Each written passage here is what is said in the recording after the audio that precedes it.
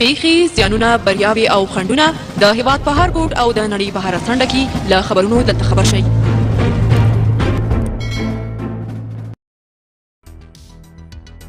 دنیا ورځپاڼې په سرمقاله کې لیکلي د طالبانو مرکچي پلاوي په دې تړاو څو ځله د طالبانو له رهبرۍ شورا سره مجلسونه وکړل او ملا هیبت الله ظاهرا د اوربان او یا هم جنگ او تاوتریخوالي د کمولو په تړاو فیصله ونه منله. په سرمقاله کې لیکل شوي د طالبانو د علماو شورا څو ځلې په دې مسأله ناستې وکړي او بالاخره یې پریکړه وکړه چې طالبان به د 7 یا 10 ورځو په جریان کې د افغانستان په مهمو او لویو ښارونو کې جنگ او تاوتریخوالی په دې شرط کموي چې په دې موده کې له افغانستان څخه د بهرنیو ځواکونو د وتلو تړون لاسلیک شي. د هشتسو ورځپاڼې هم د سولې په خبرو اترو کې د جمهوریت منلو ټینګار کړی. ورځپاڼه جمهوریت سره کرښه بولي او تیریدل ځینې ناممکن ګڼي. د سرمقاله لیکونکي په باور له جمهوریت پرته سوله معنا نه لري.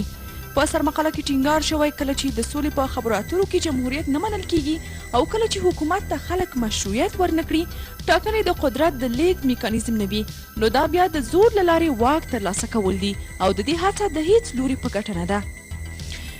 هشتسو ورځپاڼه کې راغلي د دې ستونزې د هواري لپاره دولت باید یوه ستراتیژي جوړه کړي څو د دغې ستراتیژي په جوړولو کې ټولې خواوې ښکېلې وي څو د ټولو لورو په خوښه وي. د دغې ورځپاڼې په نتیجه ګیرۍ کې راغلي د افغانستان خلک اصلا دې ته حاضر نه دي چې جمهوریت د یوې ډلې د غوښتنو قرباني کړي او په دې اړه پټې معاملې به هم نتیجه ونه لري.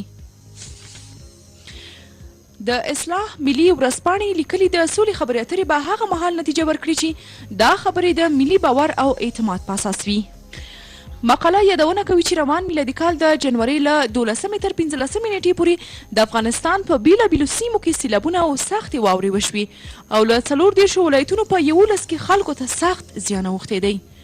هلمند، کندهار، زابل، ارزګان، لغمان، هرات، بادغیس، غور، دایکنډي، بامیان او بغلان دغه ولایتونه دي چې په ځینو کې لکه د کابل، کندهار، د کندهار، ارزګان او هرات بادغیس ترمنځ لویې لارې په موقت توګه تړل شوي وي.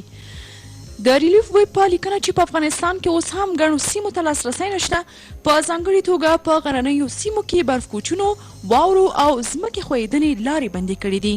په افغانستان کې د سره صلیب دفتر د معلوماتو له مخې په دغو پیښو کې تر 6,500 زیات کورونه نړېدلي، 13 کورونه په بشپړه توګه له منځه تللي او تر 320 کورنیو زیاتې بې ځای شوي دي.